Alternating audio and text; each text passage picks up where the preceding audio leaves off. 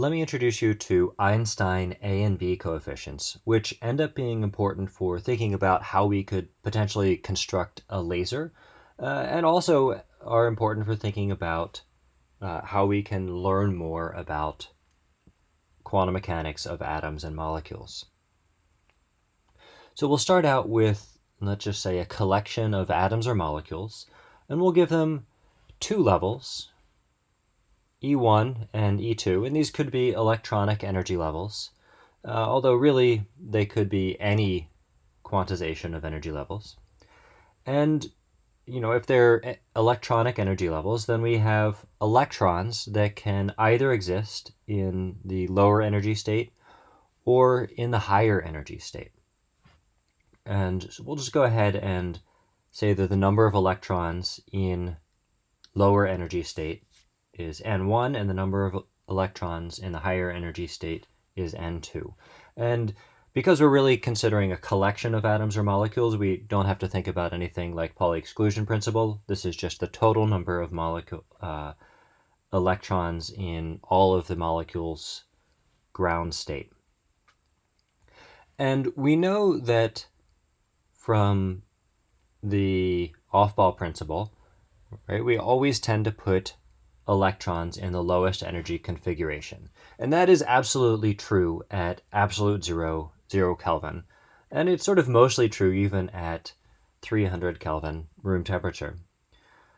In general, though, the ratio of electrons or any quantum particle being in a higher energy state depends upon the temperature.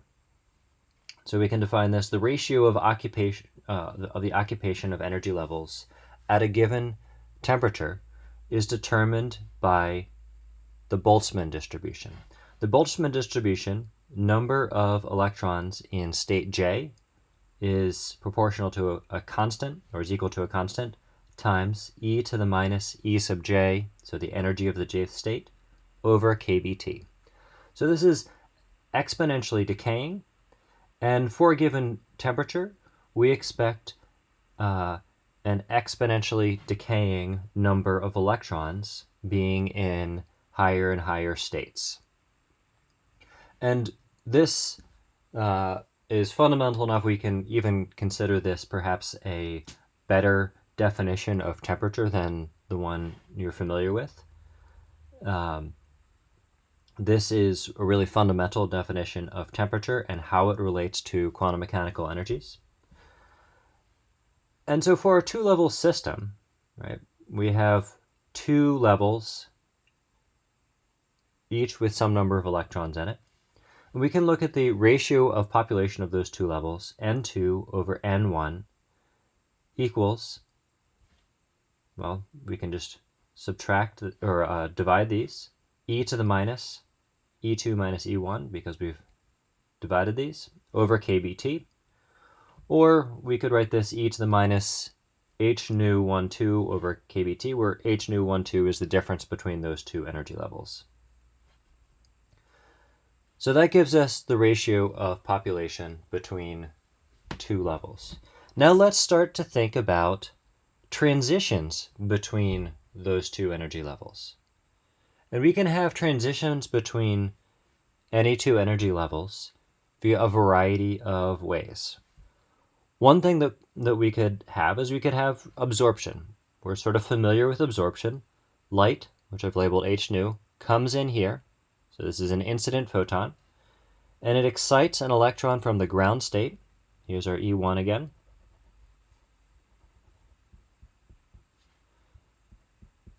Up to the excited state, and so we've promoted it from energy level E1 to E2. And the change in the number of electrons we have in the ground state as a function of time then, right, we're losing electrons from the ground state and gaining them in the excited state. We can consider this a time-dependent process if we've got lots of photons coming in.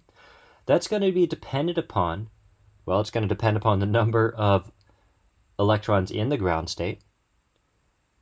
And it's going to be more likely if we have more light. We'll call this rho of nu. So this is the density of light having this energy h nu.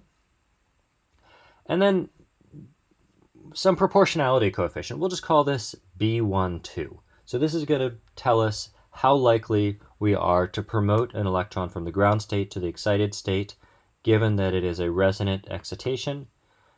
So this is our Einstein B coefficient. So it's just a proportionality constant. You could think of it as an absorption coefficient. And so this gives us a probability of making an absorption. Okay, now once we're in that excited state, we can de-excite via two means. One is spontaneous emission, and this is the one you guys are more familiar with. We have an electron in the excited state, and all on its own, it sort of randomly decides to hop down. Well, it's an electron. It doesn't decide, but it randomly hops down. And when it hops down, it emits a photon. And so this photon emission might be fluorescence or phosphorescence, for example. And this happens spontaneously, meaning randomly, without external stimulus. And so here we are having a decrease in the population of our excited state and an increase in our population of our ground state. And so we can think of this in time dependence. The loss in the ground state, or in the excited state, is equal to the gain of the ground state. And that's going to be proportional to the number of electrons we had in the excited state. We don't have to think about the density of photons here because this is a spontaneous process and doesn't involve photons. And then some proportionality just telling us how likely this is to happen. So this proportionality constant, A21, is our Einstein A coefficient. Now the third process that you guys are probably least familiar with is stimulated emission. So in stimulated emission, we have an electron in the excited state, and a photon actually comes in, and when this photon interacts with that electron, it actually promotes it down to the excited state, and we end up having two photons coming out. You can think of that as one being the photon that came in, still exits, and then the photon associated with this de-excitation also exits. So one photon in, two photons out, we've dropped down from the excited state to the ground state. This process is known as stimulated emission. So we could write down a rate equation associated with that. The loss in the excited state equals the gain in the ground state, which is equal to, of course, the number of electrons that we had in the excited state times the number of photons that we have coming in. This photon is stimulating that emission. So rho of nu again. And then times a coefficient B21. And again, this is an Einstein B coefficient that in this case, instead of being associated with the probability of a photon exciting the electron up, this is the B coefficient of stimulating the electron to fall back down.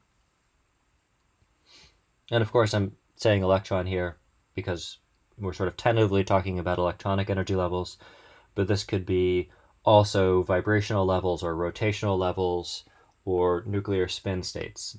It's a very general idea, but we'll stick with calling them electrons for the moment. Now, what are these three coefficients that we have introduced here? So to think about that, we're gonna put a system at equilibrium that is allowed to undergo any of these three processes, and we're also going to enforce it to have to be at equilibrium and to essentially have a set temperature. So at equilibrium, we know that by definition of equilibrium, the change in number of electrons in the ground state and the change in the number of electrons in the excited state, these are both equal to zero. In other words, we are at equal rates promoting electrons up to the higher energy level and down to the lower energy level. And we have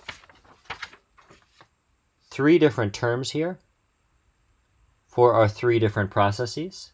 So if we include all of these, add these all up,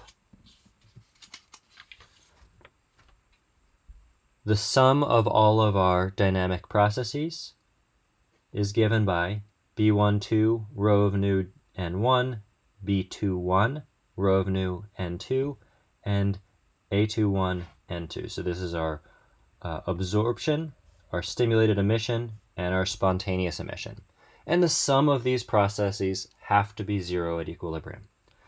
Now, let's consider equilibrium inside of a closed system where the only source of light is blackbody radiation from the object itself, and we're going to assume that this is not changing in temperature at all.